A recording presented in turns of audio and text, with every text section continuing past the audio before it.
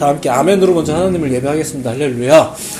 자, 오늘도 데일리 처치를 통해 선포되어지는 말씀을 함께 나누는 우리 모든 예배자분들 예수님의 이름으로 환영하고 축복해 드립니다. 자, 우리 먼저 2025년의 소망과 결단을 또 한번 고백하도록 하겠습니다. 주보 맨 뒤편을 보시고 제가 선창, 여러분이 후창하는 방식으로 크게 고백합니다. 믿음은 들음은 그리스도의 말씀에서. 다시 한번 선포합시다. 믿음은 들음은 그리스도의 말씀에서. 믿으시기 바랍니다. 많이 들으세요. 그리고 또 삶 가운데서도 들려오는 또 많은 이야기들, 소리를, 성령의 소리를 들으세요. 그게 우리를 살게 합니다. 자, 오늘 우리가 보려는 말씀은 우리가 흔히 그 탕자의 비유라고 알고 있는 그 이야기입니다. 사실 그 비유는 누가복음 15장 11절부터 시작되어지는데 저희는 1절부터를 이제 오늘 본문으로 삼아서 소개합니다. 탕자의 비유라는 말은 사실 성경에 없습니다. 아시겠지만. 근데 그 비유 자체는 또 너무 유명해요. 너무 유명하고 성경의 어떤 교훈을 알리는, 어떤 교훈을 우리에게 알려주는 아주 유명한 비유 중에 하나죠. 오늘부터는 몇 주간 또 이 비유를 중심으로 이 비유와 관련해서 하나님께서 주시는 말씀이 뭔가, 교훈이 뭔가를 조금 생각해 보려고 합니다. 탕자의 비유, 영어로 더 프레디걸 선이라고 하더라고요. 이제 이 이야기를 배경으로 팀 켈러라는 목사님이 쓰신 책이 있거든요. 근데 그 책의 제목이 뭐냐면은 The Prodigal God입니다. 그러니까 이제 한국어로 하면은 탕부 하나님이죠. 탕부 하나님. 우리가 알고 있는 일반적인 탕의 의미를 생각해 보자면 어떻게 하나님을 향해서 탕이라는 말을 쓸까 싶지만 그 본래 그 프라디갈의 의미를 생각해 본다면 오히려 굉장히 좀 의미심장한 그 적용이지 않겠나 이런 생각이 듭니다. 그 말이 이제 형용사잖아요. 아시는 분들 많이 있겠지만 무모할 정도로 해프다, 해픈 혹은 남김없이 다 써버리는 이런 뜻의 형용사입니다. 그러니까 탕자가 그렇다는 거죠. 자기를 위해 다 써버리고 탕진해버렸기 때문에 탕자라고 하는 거잖아요. 근데 하나님도 보면은 우리를 위해 남김없이 다 주시는 분이기 때문에 탕부이다라는 게 이 팀 켈러 목사님의 그 글의 취지입니다. The Prodigal God. 실제로 그 비유 속에 아버지도 보면은 그런 것 같아요. 어떻게 이런 나쁜 자식을 이러면 근데도 어떻게 이렇게 웰컴할까 이런 것도 있잖아요. 그렇게 보니까 또 굉장히 또 하나님과 잘 어울리는 그런 단어인 것 같기도 합니다. 자, 우선 11절부터 시작되는 그 이야기 잘 아시는 분들이 계시겠지만 그 전체의 내용을 잠깐만 들려드리면 이렇습니다. 등장인물은 아버지와 두 아들. 어느 날 둘째 아들이 자기 몫의 유산을 달라고 하잖아요. 유산이라 하면 이제 모름지기 아버지가 죽어야 이제 유효한 건데 아버지 버젓이 살아있는데도 이걸 요구했다. 설교 도중이라 욕을 못하겠는데 정말 나쁜 자식입니다. 근데 그 유산을 또 결국 받아내요. 그리고 나서는 집을 나갑니다. 아버지의 유산을 받아서는 집을 나가요. 축복을 받고 집을 나가요. 실제로 이런 일들이 또 교회 안에서도 많이 있는 것 같습니다. 그거 달라고 막 이번 시험만 합격하게 해달라고 이번 사업만 잘 되게 해달라고 하는데 잘 되면 나가요. 이제 이런 일들도 많이 있는 것 같아요. 그리고 먼 나라로 가서는 화랑방탕했대요. 결국은 받았던 유산도 금방 소진을 했다고 합니다. 그렇게 인생의 바닥을 찍고 나서야 비로소 자기 잘못을 깨닫고 후회를 하는데 아무리 생각해봐도 돌아갈 곳이 집밖에 없더라 이거죠. 그래서 너무 죄스럽지만 이제 돌아가기로 마음을 먹습니다. 근데 이게 내 계획이에요. 내 계획이 내가 아들로서는 내가 솔직히 못 가겠다. 그래서 내가 나를 종으로 여겨달라 이렇게 말해야지라고 마음 먹고 돌아갑니다. 이게 그 아들의 계획이었어요. 근데 그렇게 돌아갔는데 그 아들을 보면서 아버지가 어떠하셨나 다 알고 있는 내용이죠. 굉장히 저를 반갑게 맞이하더라 이거예요. 그리고 심지어는 저를 종으로 여기기는커녕 오히려 저를 위해 잔치도 베풀고 막 이렇게 합니다. 한편 이러한 아버지의 행동을 보면서 집에 있던 첫째 아들이 성질을 부리면서 막 따지죠. 또 그런 첫째 아들을 또 아버지가 타일렀는지 뭐 야단을 쳤는지 그러면서 이제 이야기가 끝나요. 그게 우리가 알고 있는 그 이야기죠. 자, 자, 전통적으로 교회가 주목했던 것은 둘째 아들이었습니다. 제멋대로이고 무모하고 해픈, the prodigal son. 무엇보다 이제 아버지를 떠난, 아버지의 것을 가지고 아버지를 떠난 이제 그런 아들입니다. 이러한 둘째 아들의 모습을 또 우리의 모습과 이제 투영하면서 말하는 거죠. 돌아오라, 돌아오라. 아버지는, 하나님은 우리가 어떤 죄인이더라도 우리를 반겨주신다. 이런 교훈을 우리가 삼는 겁니다. 첫째 아들도 불평을 했지만, 어쨌거나 그는 괜찮아. 우리가 그 사람 걱정할 때가 아니야.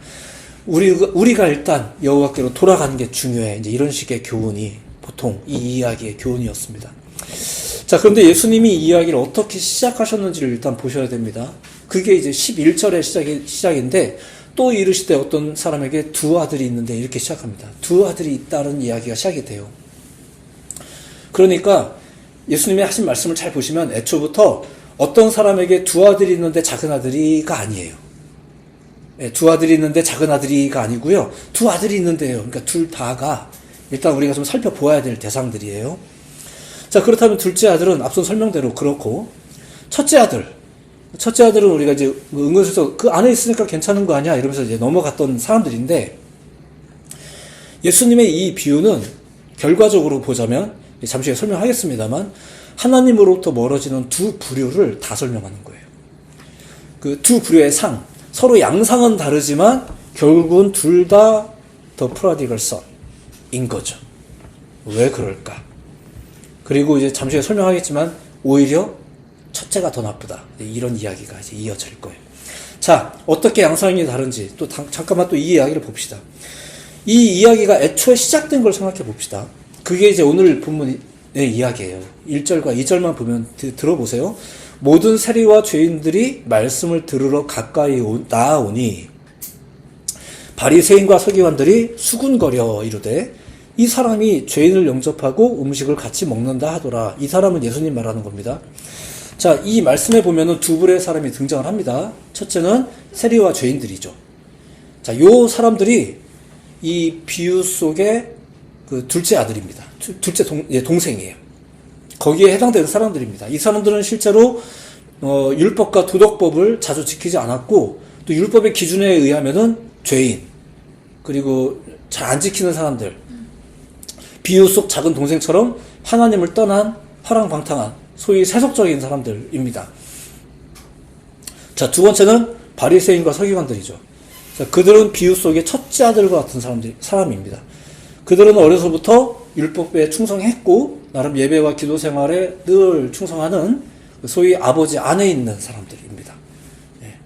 그런데 누가복음은 이 두 부류의 사람들이 그들의 행동이 어떻게 달랐는지를 이렇게 묘사를 합니다. 1절의 이야기예요. 다시 한번 들어보세요. 세리와 죄인들은 어땠나? 말씀을 들으러 가까이 나아오니 라고 말합니다. 그래서 나아오니, 이 말이 이제 그 미완료 시제잖아요. 나아오니.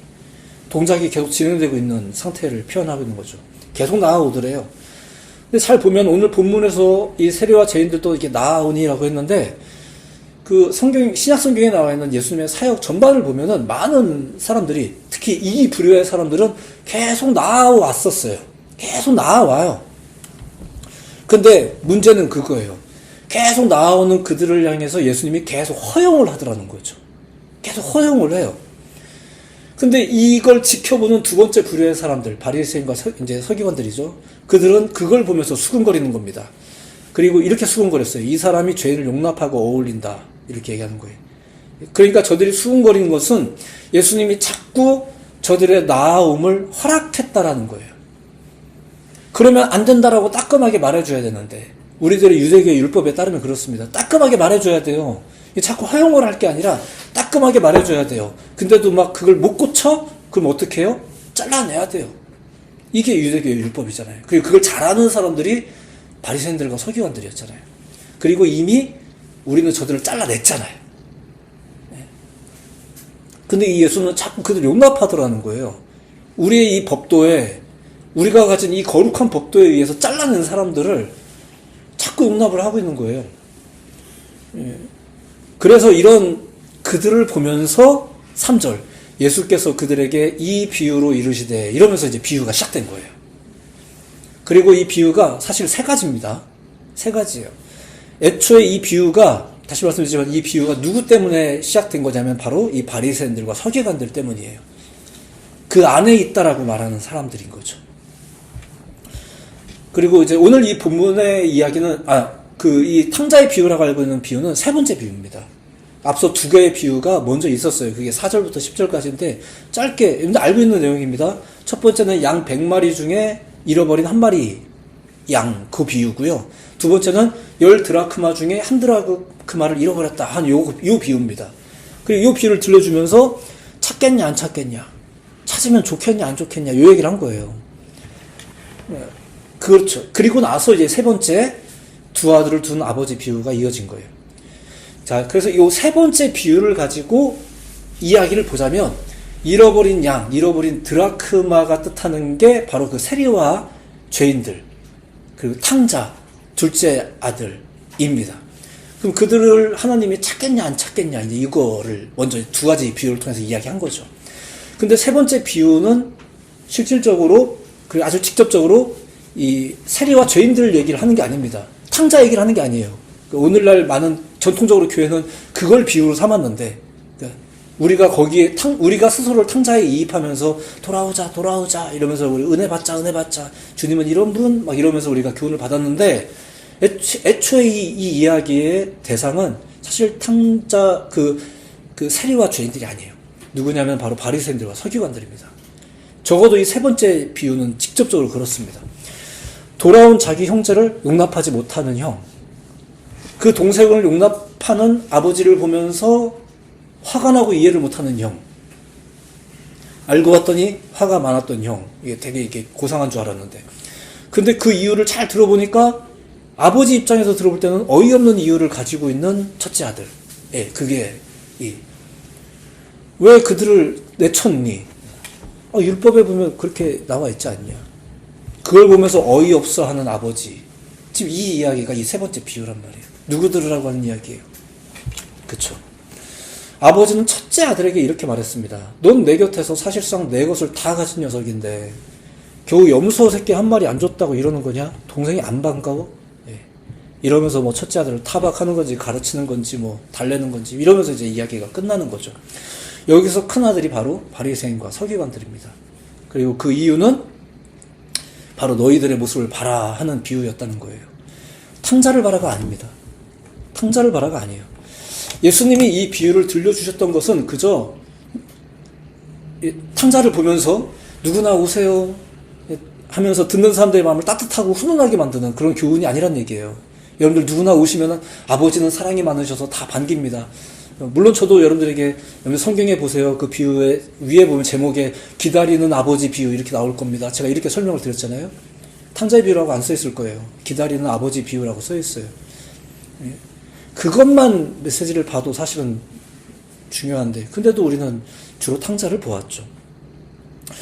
이런 우리의 생각을 무너뜨리는 거예요. 이 이야기 자체가, 이 비유 자체가 훈훈한 이야기 아니에요. 오히려 이걸 통해서 지적하고 있는 거죠. 앞선 두 비유가 아버지의 뜻을 가르치는 거라면 세 번째 비유는 저들의 잘못을 지적하는 거예요. 오히려 종교심에 빠진 사람들, 교회를 먼저 다니는 사람들을 향해서 지적하는 거예요. 우리가 가진 생각과 그것을 무너뜨리죠. 여기서 우리가 누구겠어요? 이 비유 속에서 보자면 큰아들, 그리고 이 이야기의 배경으로 보자면 바리새인과 서기관들, 그리고 오늘날로 비춰보자면 믿고 있다고 믿는 우리들. 예수님은 이 비유를 통해서 하나님과 죄와 구원에 대해 거의 모든 우리가 가진 생각이 틀렸다는 걸 지적하고 있어요. 이런 식으로 살아도 용납이 된다고? 그러면 뭐 막 살다가 돌아오면 되겠네? 이런 오해를 받을지언정. 지금 예수님은 이 바리새인과 서기관의 발상을 무너뜨리죠. 분명히 예수님은 이 비유를 통해 그 동생의 악한 자기 중심성을 보여준 건 맞아요. 그러니까 잘했다는 게 아니에요, 결코. 이런 짓을 해도 괜찮다라는 말씀 결코 아닙니다. 다만 형 같은 사람들의 오류, 저들의 종교적이고 도덕적인 오만함에 대해서 질책하는 게 이 비유의 핵심이었다는 거예요. 그리고 따지고 보면 이 둘째 아들의 방탕함이 분명히 있죠. 이 레파토리 상에서. 근데 지금 이 사람들을 지금 규정하고 있는 세리와 죄인들은 사실은 오히려 그 바리새인들과 서기관들이 그 대제사장들이 율법적으로 죄인으로 몰아간 사람들이었었어요. 나름대로 개선할 여지가 많은 사람들인데 아예 매도를 해버리는 바람에 자기들도 이제 접근도 못하는 것, 이런 사람들이었단 말이에요. 바리새인과 서기관들 때문에 이 세 번째 비유가 있게 된 겁니다. 예수님은 하나님을 떠나 있는 사람뿐만 아니라 종교적인 사람들 역시도 똑같이 영적으로 잃어버린 존재일 수 있다라고 보시는 거예요. 이건 가능성의 문제가 아닙니다. 실제로 당시에 저들이 그랬다라는 것을 지금 지적하고 있는 거예요. 오늘날은 달라요? 자, 오늘날도 우리가 은연중에 우리도 그런 생각 한단 말이에요. 난 그래도 교회 갔는데. 그런 생각 하잖아요. 그리고 온갖 아닌 척은 다 하면서도 뭐 속속이는 청년들, 속속이는 학생들, 엉터리 같은 집사님들, 교회에서는 그런 척 하는데 막 저도 그런 분들 많이 만났거든요. 교회에서는 막 열심히 하시는데 막 당구장에서 담배 피시는 집사님들 제가 많이 만났단 말이에요. 그러면 이제 우리 가운데 이런 마음들이 발동을 해요. 이런 기준들이 우리 가운데 뭐 아예 필요가 없는 건 아니니까 필요하죠. 필요한데 우리는 열심히 아닌 척하면서 살고 있는데 이런 우리를 향해서 예수님이 얘기하는 거예요. 너희는 다르냐? 너희는 다르냐? 자, 이렇게 얘기하다 보니까 많은 사람들은 이렇게 질문하기도 합니다. 그래서 결국 예수님은 누구 편이라는 거야, 도대체? 예수님은 약자의 편이셨다, 이런 얘기도 많이 하잖아요. 근데 예수님은 종교를 등진 사람들의 편도 아니었고, 종교적인 사람들의 편도 아니었습니다. 다시 말씀드리지만, 예수님이 그들의 잘못을 용납한 건 아니었었어요. 다시는 돌아가서 그러지 마라, 이러면 온 거예요. 하면 안 되는 거예요. 맞습니다. 우리가 다 보면서 저거 나빠요라고 말한 게 맞아요. 나쁜 겁니다. 예수님도 똑같이 얘기하는 거예요. 다만 그분이 취했던 행동 방식은 당시의 종교인들이 취했던 행동 방식과 굉장히 많이 달랐던 거죠. 예수님이 사역하시던 때의 상황에 따르면 오히려 종교적, 도덕적 특권 의식을 가진 자들이 오히려 예수님에게는 타박의 대상이 되었던 거예요. 오히려 더 많이. 나름 잘하고 있는데 왜 그러시냐, 이런 거죠. 왜냐하면 오히려 저들의 그 모습이 인간의 영혼에 오히려 치명적인 병을 확산시키고 있기 때문에 그렇습니다. 오늘날도 그렇죠. 차라리 누가 봐도 나쁜 세상, 죄악이 넘치는 세상, 막 폭도가 많은 세상, 물론 그것이 옳다는 건 아니에요.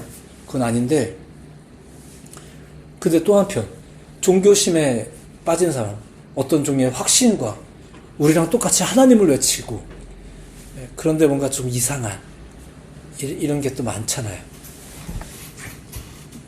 다 잘못했어요. 다 잘못했어요. 근데 뭐가 더 위험할까? 뭐 이런 생각을 좀 해보는 거죠. 자, 예수님으로 인해 처음 기독교가 세상에 나타났을 때를 상상해 봅시다.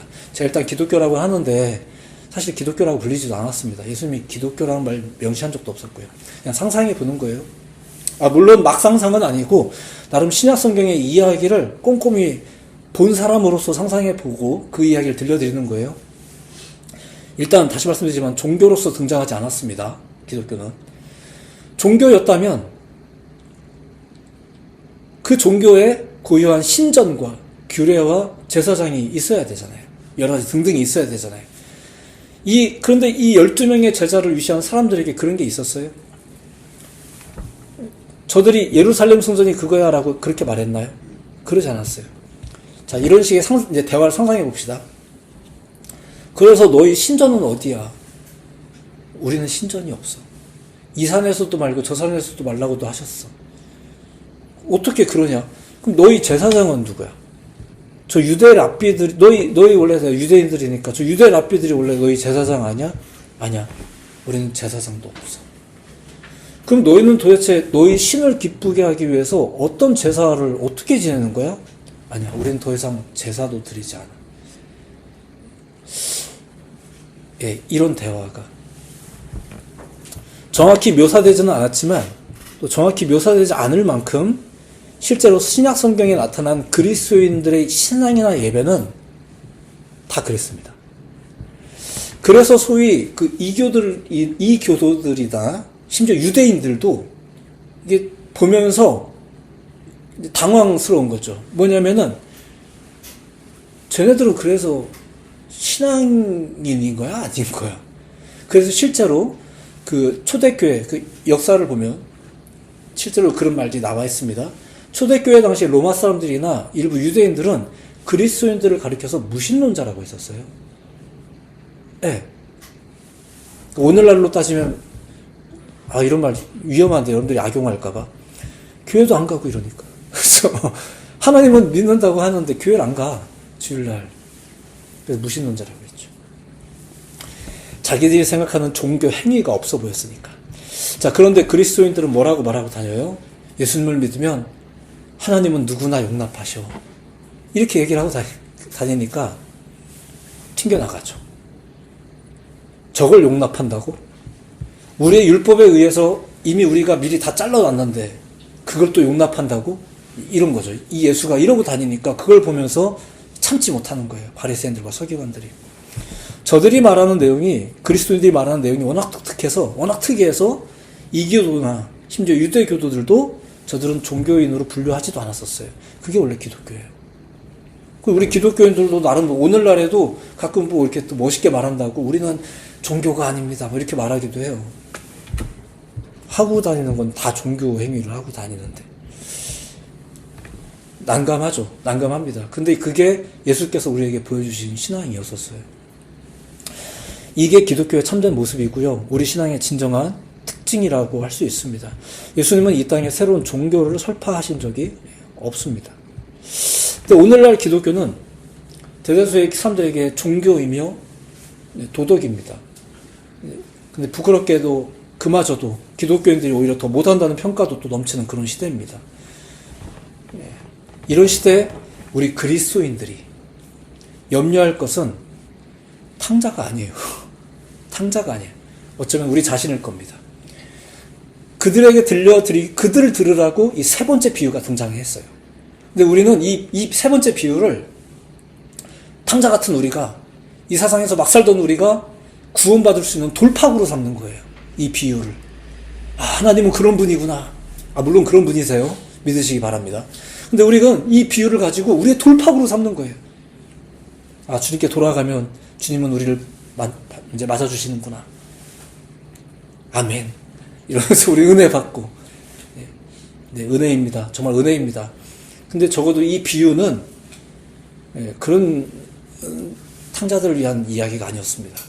오히려 당혹스럽게 만들고 우리의 잣대를 나도 모르게 휘두르고 있는 우리들의 종교적인 잣대를 이 무기를 들고 있는 사람들을 향해서 그들을 굉장히 난처하게 만들고 열받게 만드는 그런 설교였었습니다. 오히려 첫 번째, 두 번째 비유로만 끝났으면 속은 뒤틀렸어도 그래, 그렇긴 하지. 우리가 저 사람들을 다 몰아냈지. 저 사람들도 참 귀한 사람들인데 이렇게 하고 교훈 삼고 돌아가면 되는데 이 세 번째 비유는 아주 사람을 어렵게 만드는 말씀을 정리합니다. 예수님이 종교적인 사람과 소외된 사람들을 만나실 때 소외된 사람들은 매번 예수님과 가까운 사이가 됩니다. 그런데 마다들 같은 사람들은 그러지 못했었어요. 오늘날도 오히려 좀 그렇습니다. 그러다 보니까 메시지가 점점 부드러워지죠. 왜냐면은 어쨌거나 좋잖아요. 우리 집에서 계속 기특한 내 아들인데 너무 막 함부로 욕하면 또 그렇잖아요. 아무려면 딱 비교해봐도 누가 더 좋아요? 누가 더 착해요? 금방 다 알만한 내용이잖아요. 이게 무슨 뭐 대단한 교훈입니까? 그냥 다 알만한 거잖아요. 그런데도 불구하고 이 비유가 등장을 했다. 누구 들으라고 한 소리일까? 오늘날에 우리가 그리스도인들이 교회에 다니는 우리들이 그냥 무조건 잘해라라고 말씀드리려는 게 아닙니다. 그리고 우리가 또 잘해라라고 말하면 뭘 잘할까요? 이러면은 또 우리가 결국은 떠올리는 건 종교심들이에요. 그렇잖아요. 저도 여러분들에게 계속 제발 좀 써라, 읽어라, 나와라 결국은 이 이야기를 하고 있습니다만 우리 가운데 정말로 고민해야 되고 씨름해야 될 것이 무엇인가를 생각해 본다면 그게 다는 아닐 겁니다. 그 이야기를 이제 다음 주, 그 다음 주까지 이어서 좀 보도록 할 건데 먼저는 그렇습니다. 누구 들으라고 하는 이야기일까? 하나님은 이 땅의 모든 것들을 이 열방이 회복되기를 바라십니다. 믿으시기 바랍니다. 근데 이 일을 위해서 예수님은 12명 데리고 사역하신 겁니다. 이 지구 마을 모든 이들에게 그리스도가 필요한 걸 믿으시기 바랍니다. 그런데 그리스도인들에게 그리스도가 더 필요합니다. 그러니까 우리가 이 사실들을 먼저 깨닫지 못한다면 우리 나가서 잘난 척 해야 돼요. 여러분들 나는 교회 다닌다 이거지. 여러분들도 교회 다니셔야 됩니다. 천국 가셔야죠. 자기는 천국 갈 사람인 것 마냥. 너무 안심하시는 거 아니에요? 우리가 정신을 바짝 차릴 필요가 있어요. 그리고 우리를 불편하게 만들고 그럼 어떡하란 말이야 라고 난처하게 만드는 우리가 어찌하오리까 라는 말이 나올 수밖에 없는 그 성령을 받아야 되고 예수를 만나야 되고 이 만나봐야 피곤해요. 사실 피곤합니다. 성령 받아봐야 피곤해요. 근데 그것이 우리가 지금 텍스트로 삼고 있는 신약 성경이라니까요. 오늘날에 우리도 교회 가서 좀 안심하고 싶어서 갔는데 뭘 이렇게 심란하게 만드냐. 자, 근데 오늘 우리는 그런 신앙에 던져졌습니다. 우리는 그런 신앙을 품게 되었습니다. 우리는 뭘 해야 될까요? 잘 모르겠습니다. 하지만 성령께서 우리 가운데 알게 하시는 그 감각들이 있을 때 우리는 함께 고민하고 제가 지금 고민하잖아요. 어디로 놀러 갈까? 지금 계속 고민하고 있단 말이에요. 계속 고민하고 있어요. 되게 진지합니다, 지금. 그게 고민 많이 하고 있어요. 어떻게 우리 예배자들이 그날 하루 좀 즐거운 일이 즐겁게 좀 보낼 수 있을까? 주님께서 우리에게 주신 그 신앙을 우리가 이해하기 위해서는 이 비유를 바르게 깨달을 필요가 있습니다. 자, 물론 이 비유 속에 등장하는 아주 너무나도 은혜로운 분이 계세요. 어떻게든 그 하나를 찾으러 다니시는 분, 어떻게든 한 마리 양을 찾는 분, 어떻게든 한 드라크마를 찾는 여인, 그리고 찾아왔을 때 이렇게나 기뻐하고 환영하는 한 아버지. 자, 이 분의 존재는 우리가 큰 배경으로 깔고 믿으셨으면 좋겠습니다. 근데 우리가 이 이야기를 들을 때 이게 누구한테 하는 말인가 라는 것을 바르게 깨달으실 필요는 있어요. 우리가 스스로를 잘못 이입하면서 엉뚱한 은혜와 엉뚱한 기대를 가지고 신앙한다면 이상하잖아요. 여러분들은 이미 주님의 그 구원의 초청을 받으신 분들이십니다. 믿으시기 바랍니다. 여러분들 가운데 자유함을 가지고 한 주를 살았으면 좋겠습니다. 다만 고민은 하셨으면 좋겠어요. 나는 과연 내가 탕자인 줄 알았던 여러분들, 그래서 은근슬쩍 죄책감에 시달리면서 그래도 오늘 좀 나왔다라는 안도감으로 살고 있는 여러분들 탕자 아닙니다. 여러분들은 오히려 바리새인과 서기관들입니다. 이게 더 나쁜가? 아무튼 근데 이 고민을 여러분들 다시, 그러면 고민이 완전히 달라질 거예요. 새로운 고민을 안겨드립니다. 근데 이게 사실 우리 신앙이에요. 여러분들이 새로운 한 주도 정말 그리스도인다운 고민을 가지고 살아가는 여러분들 모두가 됐으면 좋겠어요. 고민 안 하고 싶은 건 이해가 됩니다. 고민 안 하고 싶어 하는 건 이해가 되는데 나는 아무 생각 안 하고 그냥 내가 하고 싶은 거 마음껏 하고 살고 싶은 건 이해가 되는데 바른 그리스도인으로 살아가셨으면 좋겠습니다. 날마다 그리스도인으로 예배자로 사는 여러분들 모두가 되기를 다시 한번 예수님의 이름으로 축복하며 응원하며 기도합니다. 기도하겠습니다.